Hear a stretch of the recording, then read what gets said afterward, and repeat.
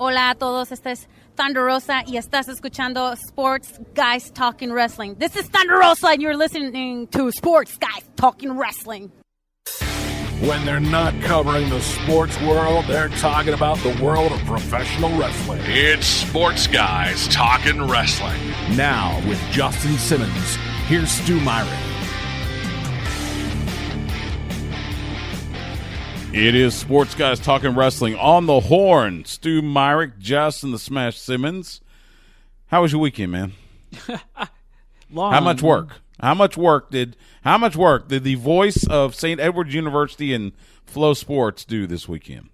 Strangely enough, not as much as you would think for those two entities, but yeah, I was still like everywhere. I went like to San Antonio like twice this That's week. right. You called, what was it, Madison and... No, I wish. Man. No, it wasn't Madison. Who'd you anything call? like that. Oh, I wish I had a game like that, Stu. No, you keep on. I know. You're thinking about like the big dogs in San Antonio football. Who'd you call for high school football? Hey, man, don't put me on the spot like that. I don't understand what you're trying to do here. Hold on, give me a second. I was just all like, it wasn't that great of a game, obviously. Yeah. So I unfortunately, I guess it doesn't.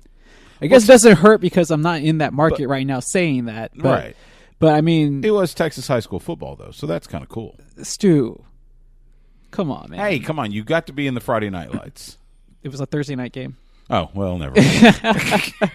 I was like, let me finish, man. You're making too many assumptions too quickly here. At least those can be on TV. Yeah, I mean, I'm assuming that one. Stupid UIL rule. Well, I don't know. Well, how come?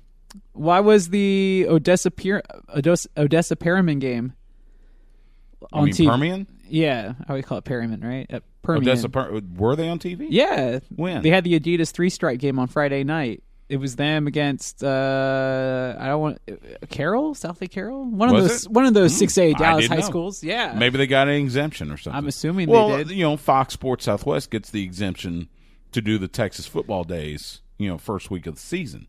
Yeah, but that's like non-district. Like I know they're even more crucial on district games. Well. But it was one of the teams from they were like the 5A high schools. Okay, that's all I can really remember. One of them is like I couldn't even tell you who we're calling this week. I just know is the team that we're seeing got blown out last week. Oh, and I'm not expecting them to. Unfortunately, I know they're going against Wagner this week, which is supposed to be like the best team. San Antonio Wagner, that's a pretty good team out of San Antonio. Yeah, that best team is going against possibly like one of the lower ranked teams. It would be like the equivalent. Yeah, of like Lake Travis going against like Aikens. Funny you say that. That's this week's. That's Friday night. This coming Friday night. I'm well aware. I'm sure you're very excited about having to travel for many, many hours. No offense to the fans from Aikens. It's just that we all know that. Well, I mean, I can't say anything. I'm a Man City fan, and the team that just got promoted beat the champions. They're a team that's trying hard. You never know. That's why they play the game. But yes, Lake Travis expected to do well. So it's always tough because it's like they're not professionals. They're not even like top tier college kids. You know, they're just kids. Clash of Champions was okay. Well, I mean, it was better than the game I saw on Thursday night.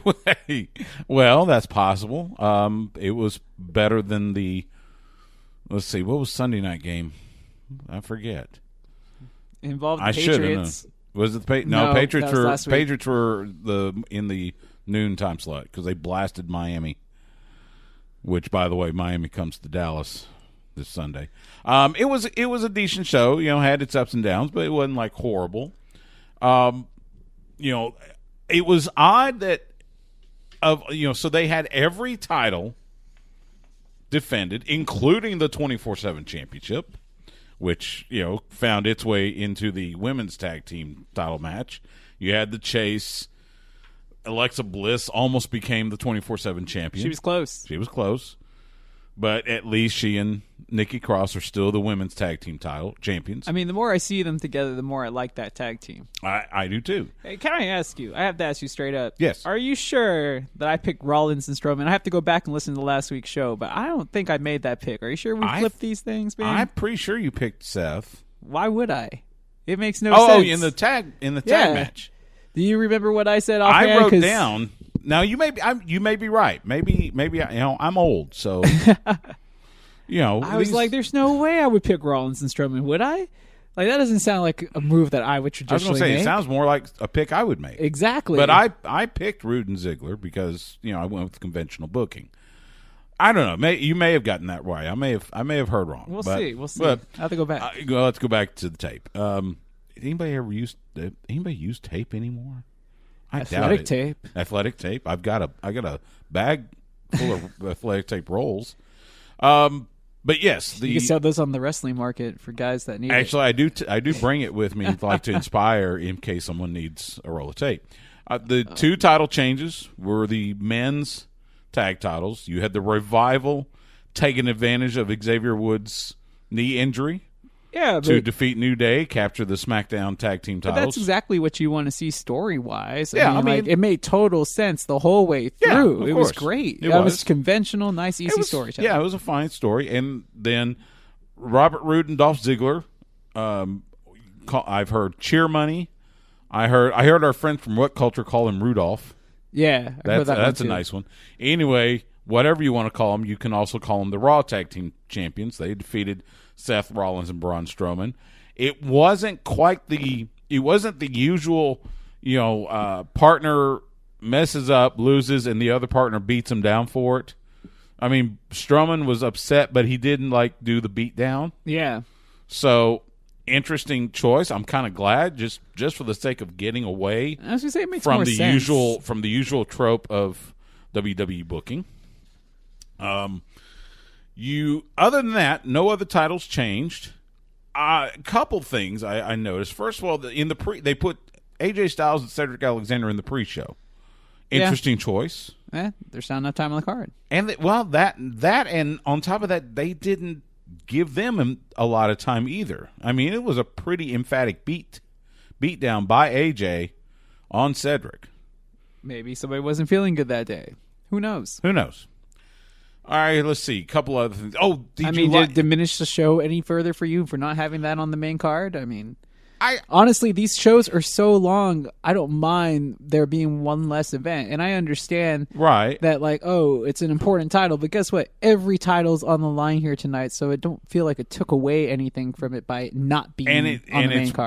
you're gonna, what else are you gonna put on the pre-show? I mean, yeah, you could do Roman and Rowan because that wasn't a title match, but they took the King of the Ring championship, the King of the Ring finals off of it, moved it to Raw.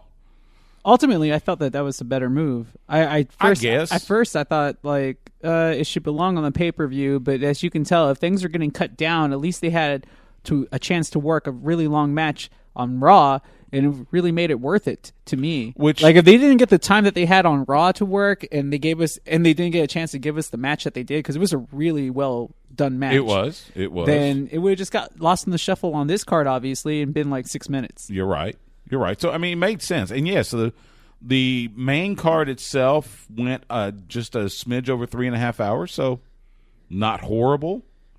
You had a couple of long matches. Kofi Kingston, Randy Orton. That one went 20+, which interesting that they chose that one to give 20 minutes to. I was like, the Shinsuke Miz match was probably the one that was the most fun to that night. It wasn't bad. Not a fan, huh? Not a fan. I already know how you are, Stu. When you're like, it wasn't bad. That means that it wasn't your favorite. So, what was your favorite match of the night? I would say favorite match was Becky Lynch and Sasha Banks. All the way up until the end. The end was a little convoluted, yes. I mean, it was good. It was fun. Crowd's behind it. Yeah, I think, but the crowd was so behind the Shinsuke Nakamura Miz match that it was so excellent. It took it on another level to me. Yeah, I think you're right. I don't know. I guess I was expecting something else from it. I don't know, but what is that something else? I don't know. You have to be able to No, I don't. Yes, you do. It's my opinion. You have to expand on it. It's my opinion. But I need to know, what do you? I don't know. Because when you say I don't know, it was a good match, and it involves Shinsuke Nakamura, that is the same issue that everybody's had with Shinsuke Nakamura since he's gotten here. So I'm trying to be optimistic about this, but everybody's like, I don't know, something's lacking. I don't know, and I'm just like, well, what do you want to see from him? I wish somebody would be clear, and unfortunately, you are representing the masses of the ones that have a very similar opinion. So I need an answer. Eric Rowan. Deflect. Yeah. See, this is how I felt about the high school football question. We got to, roll Uh-huh. on. Yeah, now he starts calling the time. See, this is what happens when you guys aren't here. You don't get to see it. Stop it. Eric Rowan and Roman Reigns, and welcome back Luke Harper from, wanting out of his contract, wanting his release, to all of a sudden showing up on a pay-per-view to help Eric Rowan out. Yeah, I kind of called that one. Who did? I kind of called that. You did. Yeah. Yeah, I think you did. It was... That's why I'm like, I'm not even shocked. I was like, okay. I was a exactly little surprised. expected. I was glad to see him back because I think he's a great wrestler. I think he's got a great character. I wouldn't even mind seeing Rowan and Harper together as a tag team again. Let's not put them in the stupid Bludgeon Brothers outfits. Oh no, and no, have them no, carrying no. the hammers. In fact, okay, wait. Have them keep the gear they wore Sunday night. Keep them in that. Which, by the way, Luke Harper looked a little like a taller version of Jay Briscoe. Yeah, exactly. That's why I'm just like, no, you have to put him in something else. That looked way too similar. But the other idea is like, why is the Bludgeon Brothers garb silly and doesn't work? But we have the Viking experience, and not to mention we have lots of other silly tag teams, so to speak, that are going to be major players on network television come another month from now. Okay, first of all, the Viking Raiders, you and I know them as well as anybody, and we know how much Eric or Ray Rowe loves Viking stuff. So that actually fits in perfectly. And those headdresses, those are the same headdresses they used in New Japan. Yeah. So that's what makes Ray Rowe. We know that. But he wasn't that. He had a Viking. He and Sarah had a Viking wedding. I understand that, man, but It's he not- wasn't. so He that's wasn't. not He silly. but he That's wasn't. him. He was just Ray Rowe. No, he was just Ray Rowe. He wasn't a Viking until he got to WWE. No, he was doing Viking stuff prior to that. He and Sarah do like. No, I'm talking about All right, outside all right. the ring. Let's Yeah. just move on because I'm not going to. Because I know I'm not going to win with you because now it's personal. So it's all. No, Like, it's just, I'm just saying that's part of Ray Rowe. But- he loves Viking lore. Seth Rollins, Braun Strowman went pretty well. Braun Strowman coming off the top rope. Good Lord, what a frightening sight that was. I mean, we always knew that he had the athleticism, but I mean, getting a chance to display it like that, it was quite impressive. It was. But it just, I don't know, man. See, same What? answer. It's just all like You weren't. He just doesn't have it. I get that, and But I neither- kind of but- wonder. but- I kind of wonder why. But neither. they don't but, want- But Seth doesn't feel like I still don't feel like he's like the strongest pick. Like they could still like. I wish that Brock was coming back. Well, Brock is coming back, and we're going to talk about that here in a second. But the Fiend comes out and attacks Seth Rollins. Again, You're not. I know, you're not. You guys can. All of you all out there that are super excited about this. You guys can be excited all you want. Until I see something completely different, it's like, what? So Bray Wyatt brought a horror show theme to WWE, and he uses Mankind's finish. Now I'm supposed to be impressed. It doesn't do it for me, y'all. It just doesn't do it for me. If it does it for you, great. If you're willing to buy makeup mask, awesome. That's what it's for. But for me, it just doesn't work. Fair enough. So you want him to be champion? I know they're fast tracking him for this. They are, and I don't like that. They need to build this, But like, because I think fast tracking him is an even bigger chance of disaster. So you think the character of the Fiend is Undertaker-like? No, where it's going to be able to no. last generations? Oh hell, I don't. No, of course not, because it's WWE. They don't. Well, do I that. mean, then in this case, then don't you think the most appropriate move would be to fast track this, like hit on it while it's hot, sell some masks, make some money? I mean, I get it if it works for the average viewer, great, but it doesn't work for me. Well, that's one thing. Understanding it's WWE, yes, that makes sense. But I think any company, if I trusted WWE to do it right, then I think the better route would be to build it up. But they are fast tracking. But let me ask you this: would you have the same opinion if this was AEW running with a gimmick that this was as hot as this? Oh, yeah. You would say the same thing? I think it's. You can't. Okay, hold on. First of all, you can't compare AEW because they haven't had shows yet. outside of a couple pay-per-views. So nothing's fast track because everything's happening. But like, you can't have it for the long haul if you think it's something that's not going to be able to last a few years. Like, I don't see the Fiend character lasting beyond a year or two. Oh, heck, I don't see the Fiend character lasting beyond maybe WrestleMania. Really? But, I mean... You really But don't. again, that's just... Okay. That's just the lack of faith I have in... I just like to take this time to remind everybody that I have already made my stance very clear.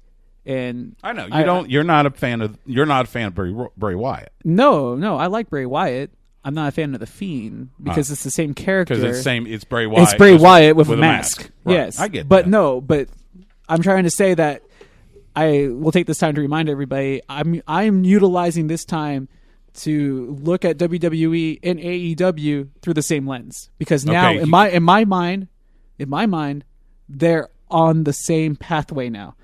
They are battling for the same viewership, and they know it. Monday Night Raw. Couple of interesting things. Rusev came back. I'm glad to see Rusev back. Why they put him in this stupid storyline with Maria Kanellis and Mike Kanellis, I don't know. But I was glad to see Rusev back. He looks slimmer. I don't know. Maybe am I the only person that connected him to Rick? He looked like a thicker Rick Rude. No, I saw that comparison online many times. I'm glad. But yeah, it was. I mean, it was good to see Rusev back. Interesting that Lana wasn't with him. So we have 2 Hell in a Cell matches set. The aforementioned Fiend, Bray Wyatt, is going to face Seth Rollins. We think it's for the title in Hell in a Cell. And Becky and Sasha, off of what happened to Clash of Champions, are going to be in Hell in a Cell. No title will change hands. Yeah, I don't think so. Except for possibly the Fiend. But I mean, I guess you spent all this time building up Seth. Yeah, but I don't know. Doesn't got it. It's a coin flip on not that right. one. Not for me. I'm not crazy about changing the title, but then again, should have never taken it off of Brock. Just saying. The mayor of Knox County, Glenn Jacobs, both won and lost the 24/7 title. That's what it's for. And then as if out of thin air, here comes Kane to save Seth Rollins at the end of the show. Oh, who looks strikingly similar to the mayor of Knox County. Well, the mayor of Knox County is just an evolution of Corporate Kane. Well, this is true. Let's see a couple other things. It's amazing how that makes sense, isn't it? I know. It's crazy. On SmackDown Live, they started out with the Revival and Randy Orton taking on New Day. New Day gets the win. Here comes Brock Lesnar. So Brock Lesnar is going to challenge for a title, but it's not the Universal title. It's the WWE Championship, and it's going to be at SmackDown on October 4 when they debut on Fox. So Kofi wins. Does that give him the signature win that he's needed for his title reign? Considering yes, that Brock has already been beaten by Seth Rollins this year? Yes, but I don't think that's happening. I think Brock's winning. You really think that Brock's going to win? Yeah, because that's what WWE does. They need the big ratings, so they're going to put the title on Brock, and then we won't see the title for another 4 months. We might see it at Royal Rumble in Houston, by the way. So you make it sound like a bad thing. That's not the way I would do it, but hey, what do I know? Couple of one other thing. So they have also announced that the WWE will have a draft. It will start Friday, October 11th with SmackDown on Fox, and will continue October 14th on Raw on the USA Network. And they are apparently going to throw out no more wildcard rule. The rosters will be exclusive, so you will not see crossover anything on Raw or SmackDown, allegedly. Again, we'll see how long that lasts. Man, even I'm confused by this. In the sense, it's like, we shouldn't care. Because we all know it's professional wrestling. They don't have to stick to the rules. They make their own rules as they go. There's not a set of rules that determine like how a company needs to be run, right? And I get the other sense where everybody wants some continuity and they want them to make sense. But in the end game, it's like, how long do you expect this to last? Well, let's see. The last one lasted about 2.5 years, right? And then we all of a sudden started seeing the wild card rule.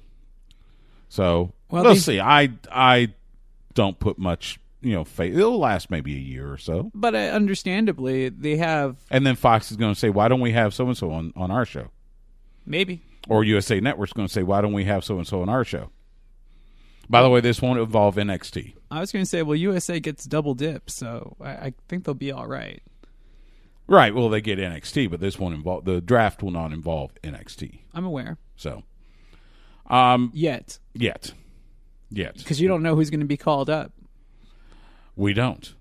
It doesn't necessarily mean that any of the big time players that are on NXT now might be called up. As this airs, because pull the curtain back, we taped this on Tuesday. So as this is airing, the first episode of NXT Live on USA Network will have finished. Nice. Interesting. I think we're going to do a roundtable here in the next week or so with you, me, Eddie Cross, and maybe if I can pull him away out of Elgin, maybe get Chad Hastings here. Oh. I want to get his. I thought you were going to go big time and be like, oh, if I can get him away from his, Switch, maybe Gold does because he's playing Zelda right now. I was like, yeah, he's really into that. I'm not sure if you can get him away from the system. Yeah, he's been really getting into the whole Switch thing. Even though the Switch is portable, but you get what I'm saying. That's right. But hey, he's a 50-year-old like me, but he's a better gamer than me. Then again, I don't know. Have you tried? Couch is a better gamer than me. So you got some room for Switch consoles, dude. I want to get his perspective from someone that only watches Raw and Smackdown. No, that's true. Because imagine at the end of October, the landscape of wrestling on television in the United States will be forever changed. So, is it the bubble? That's a good question. When we come back from this timeout, Ring of Honor has announced they have come to terms with a buyout of Shane Taylor's contract, and now Shane Taylor has started his own company or his own promotions and trying to come into an agreement with the Ring of Honor. We're going to hear from the Ring of Honor TV champion coming up next on Sports Guys Talking Wrestling on the Horn.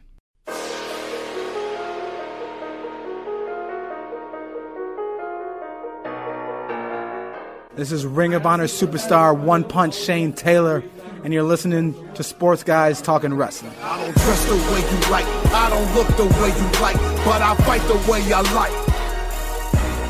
I don't walk the way you like. Back here on Sports Guys Talking Wrestling. Last Thursday, Shane Taylor, the Ring of Honor World Television Champion, and Ring of Honor announced they had come to terms on the agreement to buy out the remainder of Shane's contract, which means Shane Taylor, again, the Ring of Honor World Television Champion, is now a free agent. He has also formed his own company called Shane Taylor Promotions, with a very sharp logo, by the way. And to tell us all about this, joining us on the Vaqueros Cafe and Cantina hotline is the aforementioned World Television Champion, One Punch himself, Shane Taylor. What's up, man?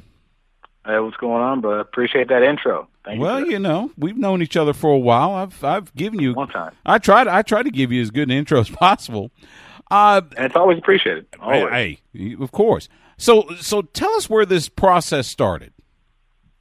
Oh man, for anybody that's known me, not only in professional wrestling, but has just known me in my life in general. I've never been a guy who's been JV anything. I've never sat on a bench. I've never, anything having to do with athletics or anything having to do with me and competing. I've always been at the forefront. I've always been a starter. I've always been a guy who takes control of that. You know what I mean? And professional wrestling is the first thing that I've done where someone else's opinion or someone else's, vision can hamper your, can hamper your career, can hamper your success. You can wait for years for an opportunity to come that never does, and that's never quite sat well with me. You know what I mean? But as you go through the sport, you learn to do business and you learn to do things. And play the game to a point as much as you can. But for me, I've always wanted to have my reach and have my legacy be more than professional wrestling, be more than a wrestler. And what Shane Taylor Promotions is a company that is dedicated to advertising and promoting the best wrestlers on the planet, the hottest talent in the world, with myself at the forefront, because I do believe that I am one of the best professional wrestlers in the world, one of the best big men, undoubtedly. But and I don't want to put asterisks on myself or anything like that, but I believe I do this as well as anybody. And there needs to be a platform for people like myself and people who are on the same grind, that aren't getting the recognition that they deserve to have a place to shine. And that's what I am committed and what my company is committed to doing.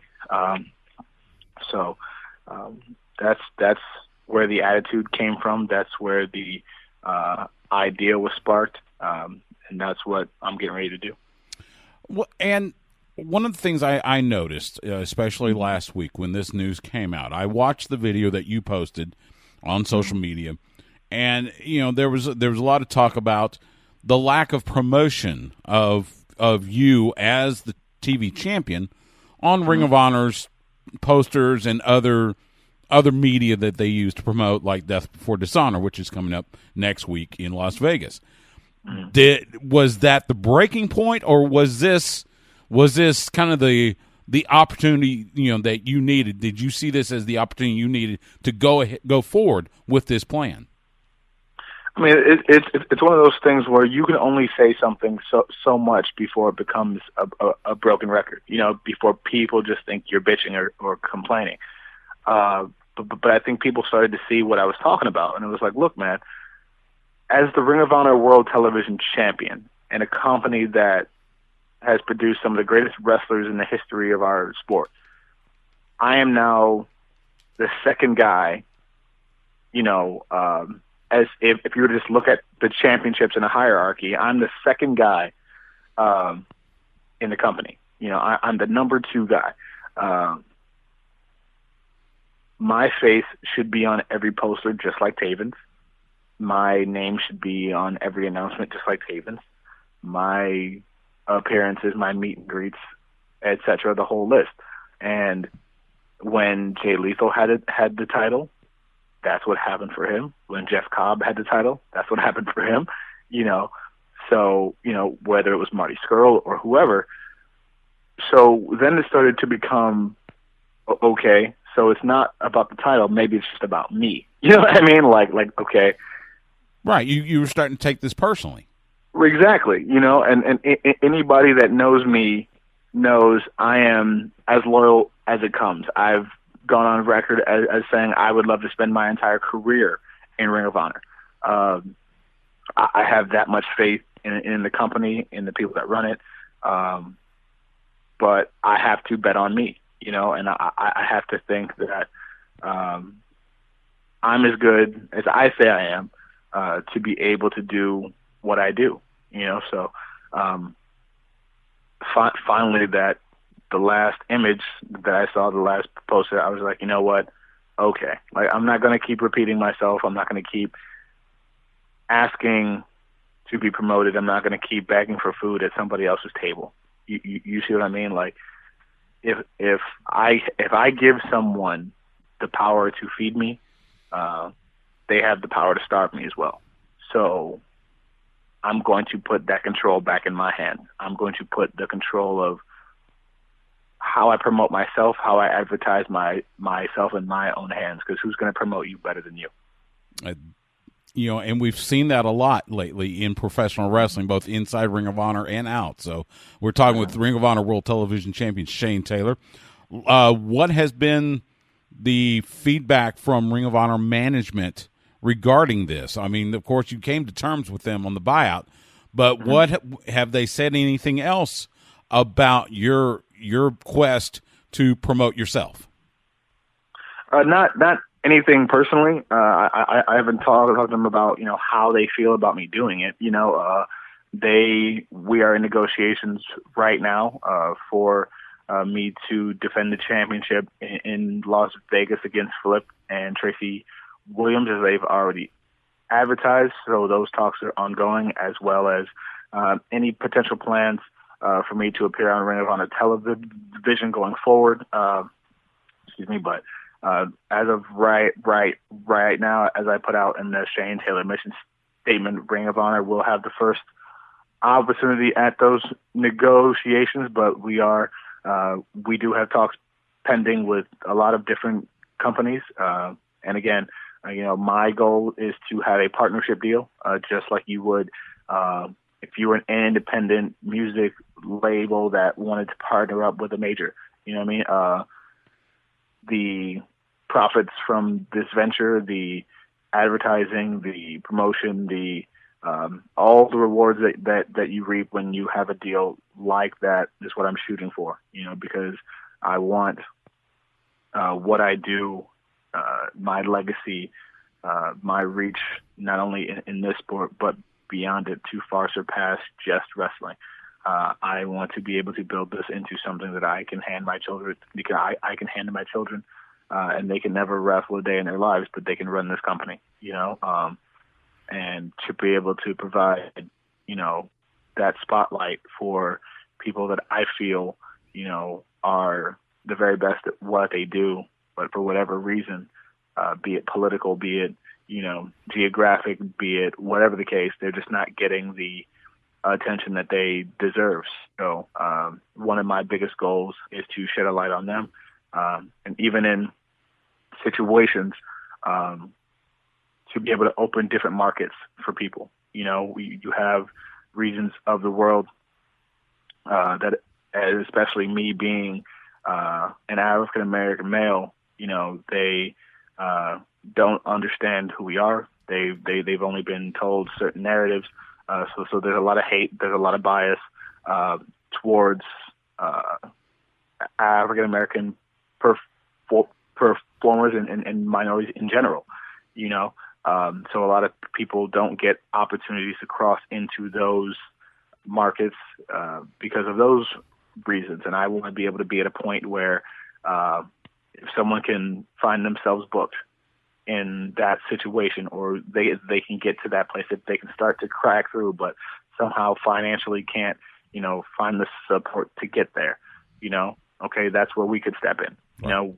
We have the ability to try to not only change lives, but change careers and open up different doors for people. That doesn't mean that I'm able to get to everybody. You know what I mean? But, right. But if the opportunity presents itself, you'd like to be a part of it.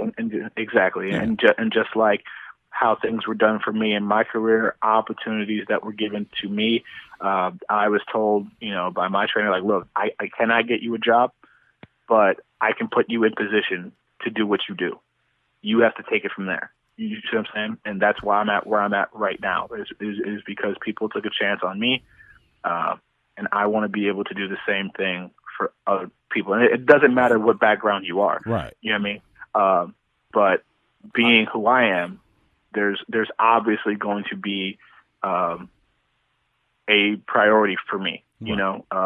So. But at the same time, it's a very much a pay it forward kind of concept. Exactly. Yeah. Exactly. Yeah. You know what I mean? And I want Shane Taylor Promotions athletes to be able to be seen differently around the world, to be able to know when you see someone that is promoted by us to have a reputation that goes along with that. Not only are you talented in the ring, but you mean something, you stand for something. You are doing something, not only in this sport, but in the community as well. So we want to bring a completely different viewpoint, a completely different image to this sport, and represent something going forward that can help entire communities, not just the sport of professional wrestling. Sounds very impressive. Let me ask you this: what has been the feedback from others on the Ring of Honor roster, and even wrestlers from outside of Ring of Honor? I mean, it's been mostly positive. You've had some that are like, hey, maybe you could have waited, and I understand all aspects of that. But a lot of people have reached out and have said how proud they are of me, how happy they are for me, for my family, for me to be able to take this chance. And again, I could fail miserably, you know what I mean? But if I don't, you know what I mean? Like if it works, then I look like a genius, you know what I mean? So maybe I'd start a new mold and a new way of doing things, you know what I mean? But right. You've got to try it. You've got to try it. Exactly. It's just like me with this show. That's one of the things when I first started this show, I have to try it. If I fail, at least I tried it. So I totally and totally I understand. would rather fail at trying to be great than be successful at being mediocre. Right. You know what I mean? So I get you. That's something that I've always thought about. And if anybody was really paying attention, people love my song. Shouts out to Montese Moore for making that. But if they actually listen to the lyrics of the song, it's not hard to see why we're at where we're at right now. You know what I mean? Mm-hmm. But again, I love Ring of Honor. They have a legacy that is unparalleled. They gave me an opportunity when nobody else would, which is why they get first chance at negotiating with Shane Taylor Promotions going forward. But if you listen to the words, I'm tired of being underrated, not debating. And notice I'm not the one for waiting, switching up the system, overthrow who is currently, saying they're the best and these beatings succeed, recovery, motivated. You know what I mean? Like if you listen to what the words say, you can understand that you can understand the mindset that I've had for a very long time. Absolutely. And anybody that knows you, like me, I've been privileged enough to know you for several years now. And anybody that knows you knows that. I totally agree. Talk with Ring of Honor World Television Champion Shane Taylor. Before I let you go, I want to ask you about, again, the whole thing about betting on yourself and promoting yourself, and especially the timing with the landscape of professional wrestling changing almost by the minute with everything that's going on, especially, coming in October with all these different TV deals and everything. Just speak to how excited you are to have this venture at a time when wrestling is going to change forever, one way or another in about 3 weeks. Right. I mean, it's insane. You know what I mean? So this is all eyes are on the sport right now. It's an exciting time. And, you have to strike while the iron is hot, so to speak. You know what I mean? So I am extremely excited, extremely nervous, extremely anxious to be on this venture and be on this path, and all of those things I think play into just how fun it is going to be to try to take all of the ideas in my head and all of the dreams and all the directions that I want to go and build that into something that can be around long after I am done in the squared circle. Well, as I said, I've known you for a while, and if with all these people that I bet on you as much as anything, because I know you can do it, and I wish you all the success. He is the Ring of Honor World Television Champion Shane Taylor. Follow him on Twitter at Shane216 Taylor, and catch him on Ring of Honor Wrestling, assuming they come with a good deal. Shane, as always, I always love talking to you. All the best to you. Much love to you and your family. And we'll chat again soon. Thank you, man. Appreciate you. As I said, if with the drive and determination that Shane Taylor has shown in the time I've known him, I wouldn't bet against him, and hopefully nobody else does either. I do hope for all the best for Shane, and we'll see what happens. We'll see if he does show up in Las Vegas for Death Before Dishonor for that TV title defense. When we come back from this timeout, a former UFC heavyweight champion is making waves as he shines in AAA. Plus, we now know the brackets for the tournament to crown the first All Elite Wrestling World Tag Team Champions. All that and more coming up on Sports Guys Talking Wrestling.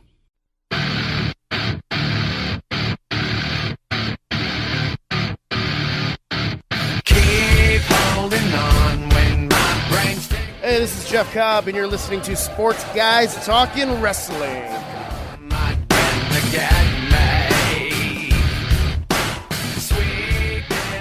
Sports Guys Talking Wrestling. Stu Myrick, Justin the Smash Simmons. I do want to get back to what you were talking about earlier, and was it about the Fiend, or was it about? Remind me. I'm sorry, man. I can't. I'm like, now I'm just trying to figure out like what you're supposed to do with heavy machinery and thinking about how the B team is actually comprised of a former NXT champion and a former Intercontinental champion, yes. and they both happen to be the sons of WWE wrestlers, one in the yes. Hall of Fame. And I'm just like, this is as far as they're allowed to get. Like, is there nothing better for them? Well, because they don't have the ability. Because I mean, one of those brothers is in the world title hunt, obviously, and here is Bo with. I kind of missed the glove gimmick too. I kind of like the one glove thing. Yeah. This was part of the thing with Dave LaGreca and I talking about when they gave Rude and Ziggler the title shot, and you had Rude and Ziggler facing Seth and Braun, two last minute created tag teams, where you have all these established tag teams that don't do anything. Well, it's kind of funny. And it kind of feeds into the whole story about Vince hates tag team wrestling anyway. He hates the tag title, so they don't do much with them. Which it's kind of funny because they don't really care for tag team wrestling, but they utilize it a lot to try to push single wrestling storylines. Which, back in the day, tag teams were used. If you had two guys that maybe needed a little bit more honing and you wanted to eventually use them as singles, you put them in a tag team. Well, yeah.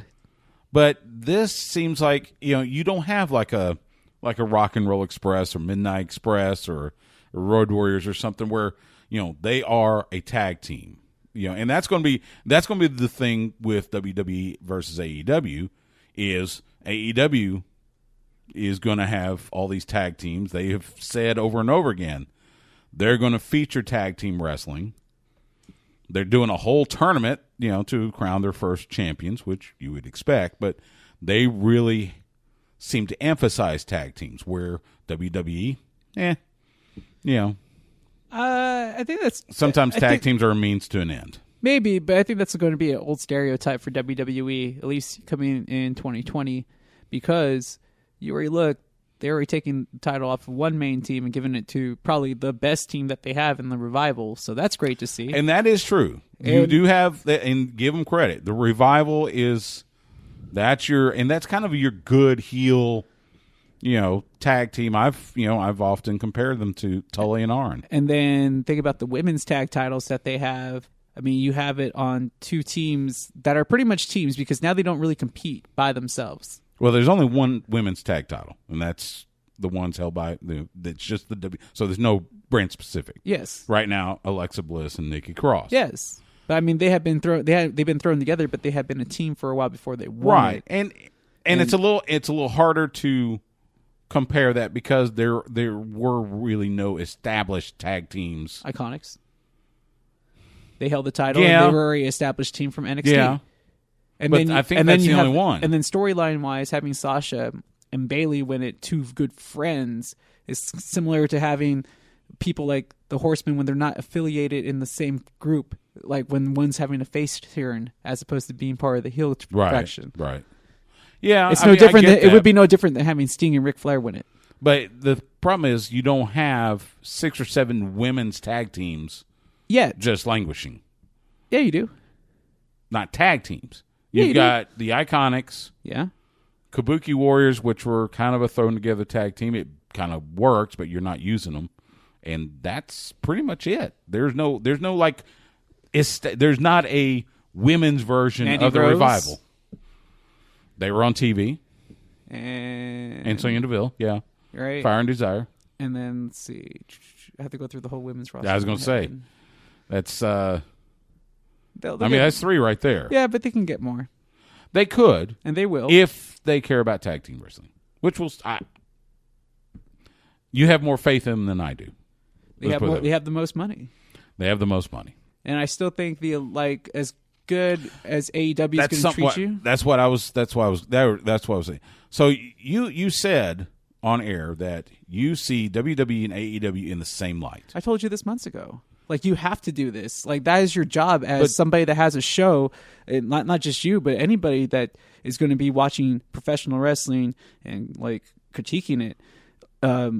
Yes, you have to watch it. Why are you going to give one show a pass? Because they're supposed to be level. It's not like it's a rinky-dink independent show with just somebody that's never done this before, only 20 people in the stands. No, they're trying to sell out the same exact arenas. In fact, they're doing that. And they're going toe-to-toe against each other.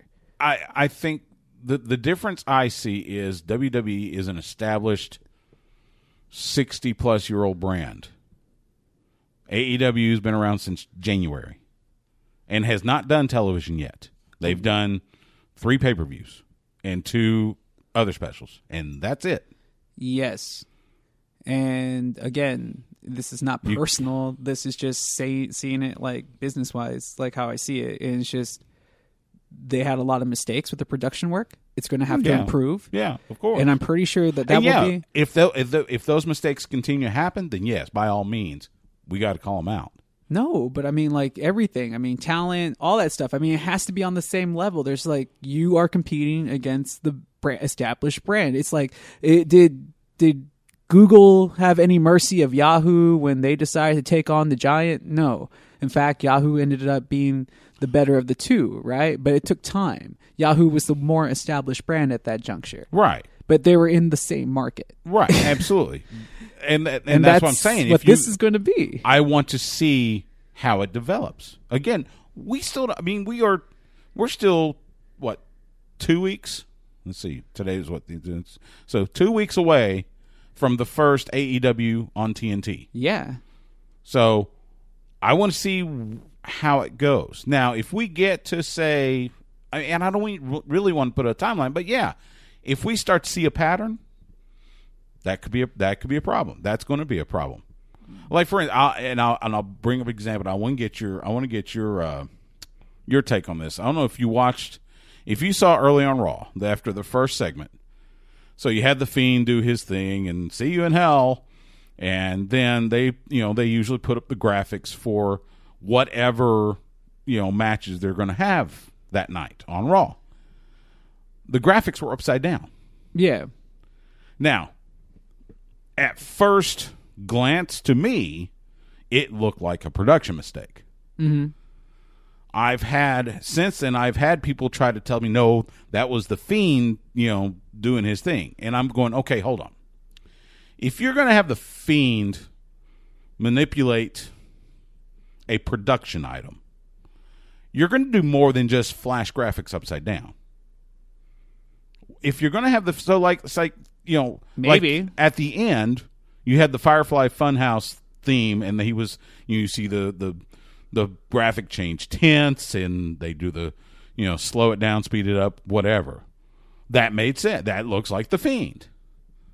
But just showing plain graphics upside down with nothing to it, if I want to believe the Fiend had something to do with it, make it look like more than just a mistake in the TV truck. Well, see, now you just am I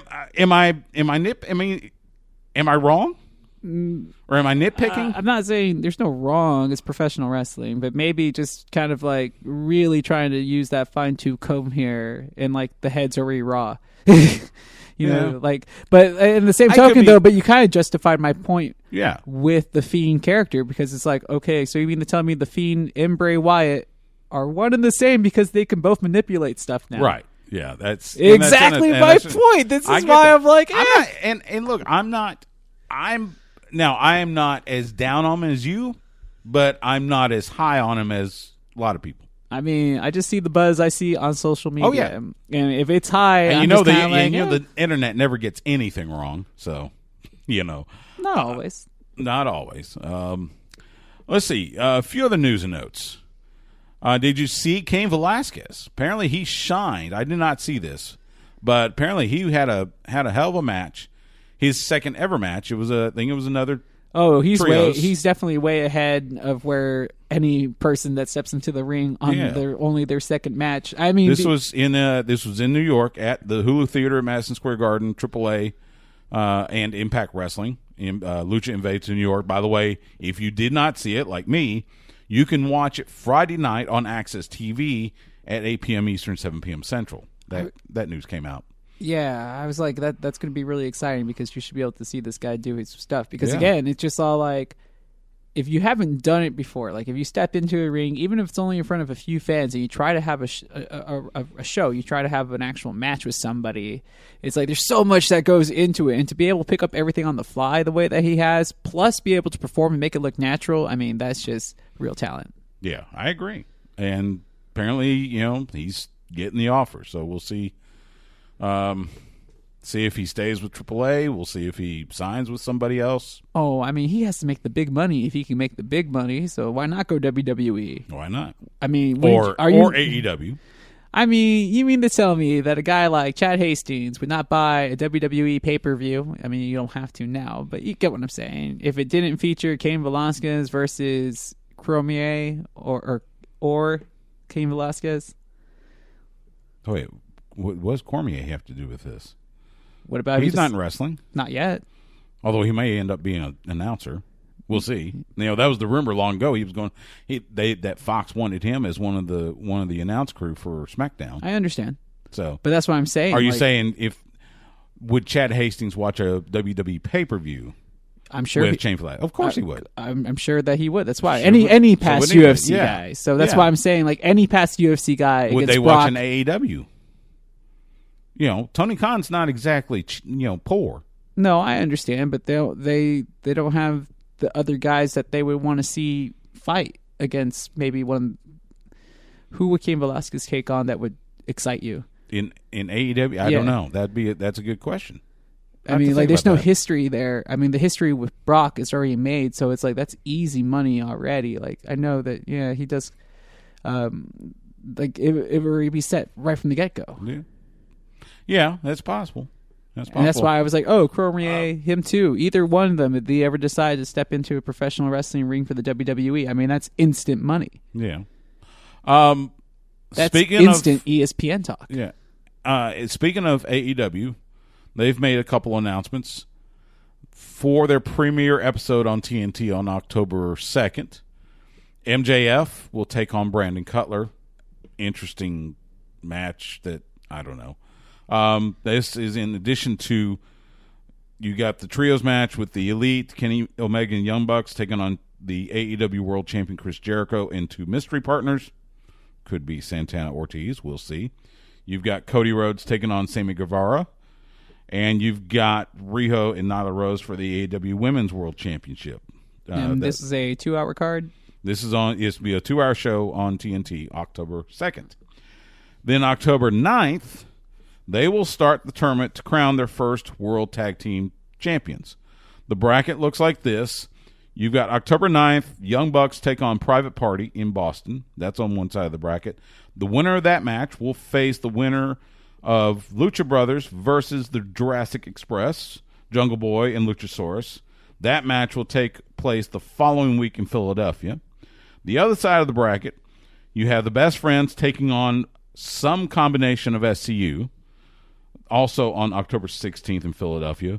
The winner in that match will face the Dark Order, who won the bye at Fight for the Fallen, I think. So, and then the tournament will culminate October 30th in Charleston, South Carolina. So, October 30th, we will have new AEW World Tag Team Champions. And speaking of champions, Nick Aldis, it has been announced. So NWA is going to do TV tapings in Atlanta on September 30th and October 1st. September 30th, Nick Aldis will defend the NWA World Heavyweight Championship against the former champion, Tim Storm. Yeah. Rooting for Tim? Yes. I like Nick. But aren't you a little perplexed by the choice. Well, this was a challenge. Nick actually challenged Tim a couple months ago. Yes. At Championship Wrestling from Arizona. I understand that, but so that Tim is. But that to be like your featured main event for like the new NWA. Well, that's one of them. That's one night. I know, but remember, they're doing two. I know. I'm just saying that I think it's interesting that they would bring back the original guy that held the belt before this whole new look at the NWA started. I thought that would be a perfect time to introduce somebody new that would be part of the roster for a long term to come instead of Tim Storm. And that's nothing personal against Tim. I think he's a fine worker, and obviously he held the belt with much regard and high praise. I'm just saying that I think this is a golden opportunity for the NWA to put somebody that needs the rub into the limelight that they're going to try to feature on a more regular basis. Could have had that. Well, there is one stipulation, and maybe this will be part of the reason why they did this, is that if Tim Storm loses, he can never challenge for the title again. And I don't want to speculate about anything, but it sounds like this could be like kind of a. I mean, if they're going to give him like the big time retirement, that's really cool of them. I'm just saying that maybe they could have waited after their first live new show. Yeah, I get you. I understand. To give somebody like the big, hey, like this is brand new stuff, and this is who we're going to be featuring, and then Tim can have like this old Ric Flair storyline come back, and then have the ultimate last match and go off into the sunset. Yeah, I could see that, but I mean, because I already know that Nick Aldis can beat this guy. I've seen it. Right, I get you. I get it. When we come back from this timeout, we'll let you know what's happening in independent wrestling around the area. You're listening to Sports Guys Talking Wrestling.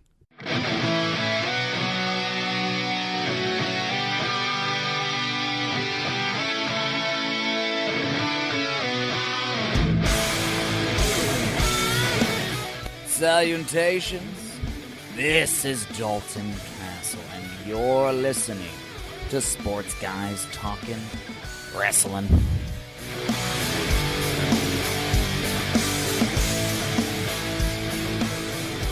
Sports Guys Talking Wrestling on the Horn. Stu Myrick, Justin the Smash Simmons. I wonder how long Dalton Castle has left in the ring.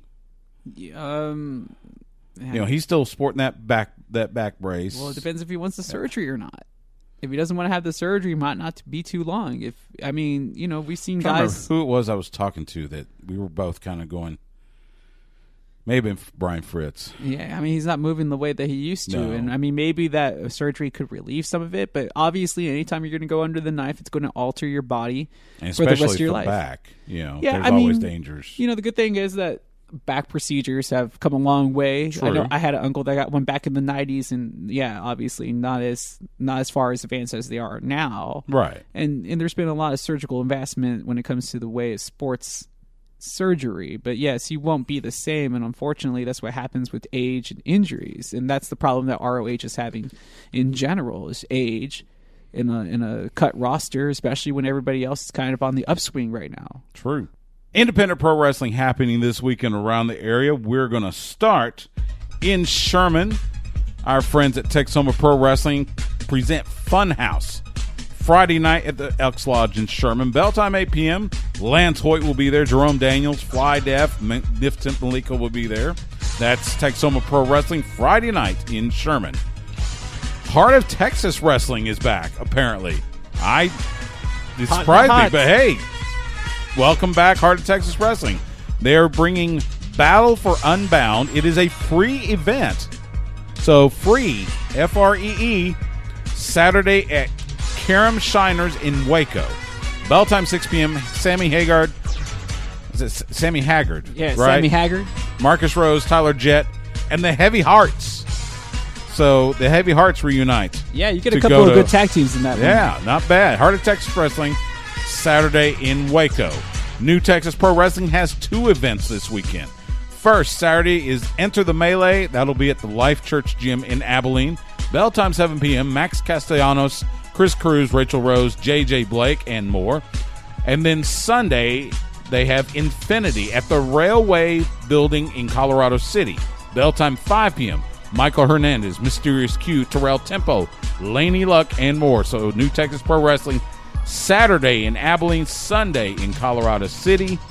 And that is a look at independent wrestling around the area. Go check it out. I haven't seen Laney Luck in Texas in a while. I know. I think she was at... Wasn't she like in Kansas or something like that? Yeah, she's in the Midwest somewhere. Now, she did come back for Ladies Night Out, the women's event that Reality Wrestling does. You talk about somebody that's involved over the last couple of years. I mean, total transformation body-wise. No she's kidding. really taking it seriously. So she's really improved a lot over those last years. So happy again, for her. like, hard because I could tell these things, but fair because it's like I'll note the improvement when I see it. Yeah. And a guy like Terrell Tempo, another guy that's done a terrific job from when he started to where he is now. Man, I just wish we could see him in Inspire, but your boy MJF just had to ruin that. Before we leave, though, can I say shout out to Thunder Rosa? We had her as the opener in the first segment. Thank you for reminding me. Combate Americas, right? This is the MMA promotion that Alberto Del Rio runs. Yes. So Thunder Rosa, a.k.a. Mel Cervantes, has signed with Combate Americas and will compete. When is it? It's their inaugural show. It's in San Antonio. Is it November? I want to say it's in a couple of months, but I'll have we can get the date at some later time. I bet we can get Thunder Rosa to give us the date. We need to get her on soon. Yeah, but I mean, how cool is that? Everybody's like, "Oh, professional wrestling, that's fake, right?" I'm like, "No, it's predetermined, maybe, but how you get there? That's oh my right. God, some of that stuff can really hurt." That's right. So, and she's one of those that can legitimately take care of herself in the ring. Yeah. Kind of a throwback back to the days of when you had to be able to hook just in case you needed to protect yourself in one of those swerves, so to speak. Absolutely. What do you got going this coming weekend? I have a game I have to cover on Thursday. I'm doing the double dip, one in St. Ed's and then one in San Antonio. So it's if I leave South Austin at 5:30, you think I can get to San Antonio by kickoff? You probably want to back that up some. Well, look for me on GoHilltoppers.com, part of the Lone Star Sports Conference network, and then KSAT. Lake Travis will face Aikens Friday night at Burger Stadium in South Austin. Pre-game 7:15, kickoff 7:30, so Mark and Bucky in the booth. I'll be on the sidelines. Saturday, the Longhorns, fresh off that dominating win against Rice, they will host Oklahoma State. It is sold out, a sold-out game at DKR to open up Big 12 play. Kickoff is at 6:30, which means pregame will start at 2:30 across the Austin Radio Network. You can check out pregame at Bevo Boulevard and at the Texas Tail Garden at Schultz Beer Garden. And then Sunday, the Cowboys come home. They host Miami. Boy, that's going to be a rout. Miami's just god awful. I was going to say, are you even going to go to that game? Oh, I'm going to go because it's Cowboys. But wait a minute. Okay. Pregame's at 11 a.m. Kickoff at noon. You can hear that on the horn. Oh, that's the only reason you're going. Because you'll be back. Yeah, you'll be back in time. Yeah, it is a noon game, so Because I was like, can you imagine that game was a Sunday night? Would you sit through that? Because we all know that would they be would no. There's no flex yet. Thank God, NBC or ESPN did not put that on as a primetime game. No, but I mean, it easily could have been, and there's no flex I know it until the end been. of the season. I know it. So we would have had to see it. Yeah, no, Miami's they're awful. That'll do it for this week's Sports Guys Talking Wrestling. You can follow Justin the Smash Simmons on Twitter, Instagram, and Twitch at The Smash Simmons. Follow me on Twitter and Instagram at Stu Myrick. That's STEWMYRICK. You can follow the show on Twitter at SGTWATX. You can find us on Facebook and Instagram at Sports Guys Talking Wrestling. We are proud to be the official broadcast partner of the Professional Wrestling Hall of Fame and proud to be part of the great lineup you hear every day. On the flagship station for the Texas Longhorns and your radio home in Austin for the Dallas Cowboys, we are the Horn. Catch us Wednesday nights 10 p.m. Central or catch us anytime on demand by going to hornfm.com, click on the on-air tab, or by subscribing to us on your favorite podcast platform. Our thanks to you for giving us a little bit of your time tonight. For Justin, I'm Stu. We will see you at the matches.